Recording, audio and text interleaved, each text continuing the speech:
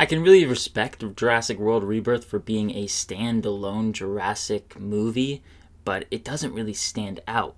It's a standalone movie that doesn't really stand out. Going into 2025, I was really excited for Jurassic World Rebirth. I had it on my most anticipated list. I thought it was going to be a horror-filled Jurassic movie. That's kind of what the marketing was setting it up to be, at least. Maybe I feel like a lot of us thought that, at least. I'm a fan of Gareth Edwards as a director. I think that he can do these big spectacle stories, but really have character-driven pieces at the core. Plus, new characters, new actors. I'm always down for some dino carnage. Does this movie deliver on the latter? Not really. There's a little bit of it, but not as much of the carnage. And it's a solid enough movie. Like, I didn't hate my time with it, but at the same time, it's fine. I think the movie really suffers from overall pacing issues. Like, it really struggles there. There's a real tendency to feel like it's just meandering, and that's rarely a good thing. I found the first chunk of the movie to be really dull. It takes a while to get going, and some may argue it never even really does get going. To be honest, there's just not a lot of dinosaurs in the first chunk of the movie. It's going to be a definite issue for some. If you can hold it out and kind of stick through it, I think that you get a decent amount of it in the back half. There are a couple funny gags, and I liked what the little bits that they set up with the characters, although they are very thin. I did not really care about much, if any of them. They set the groundwork, and they kind of just didn't really expand upon it. I understand that they don't really want to focus on the characters, but they kind of just want to focus on the carnage.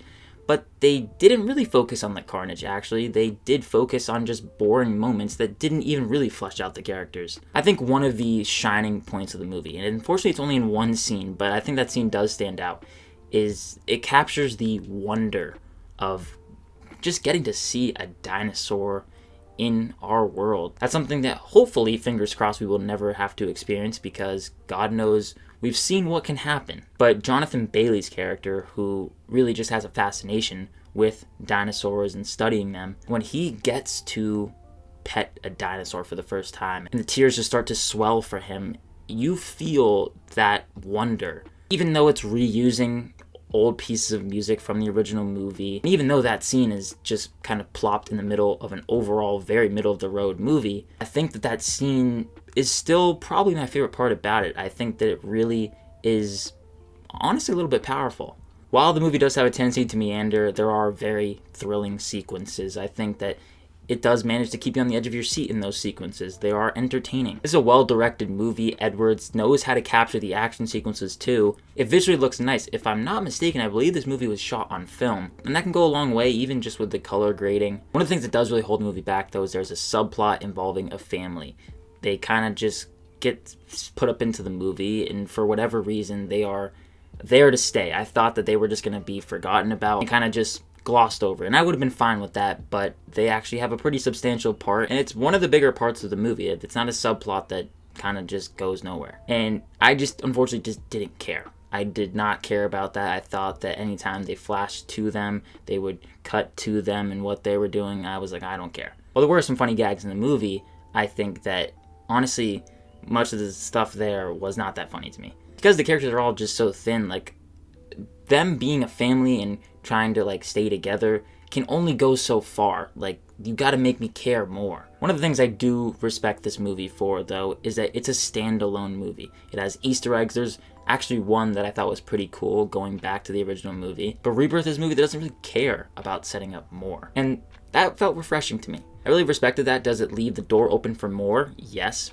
because it's a movie that obviously it's a blockbuster movie. Like, they're not going to close the door on a potential sequel, especially if it does well. That doesn't mean it's necessarily going out of its way to set up a sequel. And this kind of does go back to the marketing part of it. I don't think this movie is as horror focused as I wish it was. I'd love to just see a really scary Jurassic movie. I understand why it's hard to do that, because they would probably have to go rated R, but do it. Go rated R. Go gnarly. Do you remove some money making parts of it?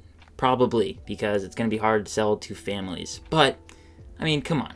I think it would be refreshing. It's also a movie that really feels clearly rushed out. The turnaround from the last movie to this one, and this movie just even getting announced and then put into production, it's very quick if you look at the timeline. And it's clear that they kind of just put a bunch of stuff together. Oh, that's good enough, and let's throw it out there. It could have been much worse. Let me just say that. but at the same time, it's not all that much better. So this is a solid enough movie. It delivers on just very basic dinosaur stuff. It's a decent entry and adventure. I did not hate my time with it by any means, but at the same time, I'm not going to be thinking about it for a while. I think that I'm not going to want to revisit it all too much. I'm going to give Jurassic World Rebirth a C+, and I would just recommend streaming this one. While it is definitely not the home run that I wanted it to be, maybe you loved it. Be sure to let me know your thoughts on the movie down below in the comments. I want to thank you so much for watching this review. If you did enjoy it, be sure to hit that like button and subscribe to the channel if you haven't already. And as always, look forward to more content coming soon. My name is Ben, people call me Meter, and I'll see you guys in the next one.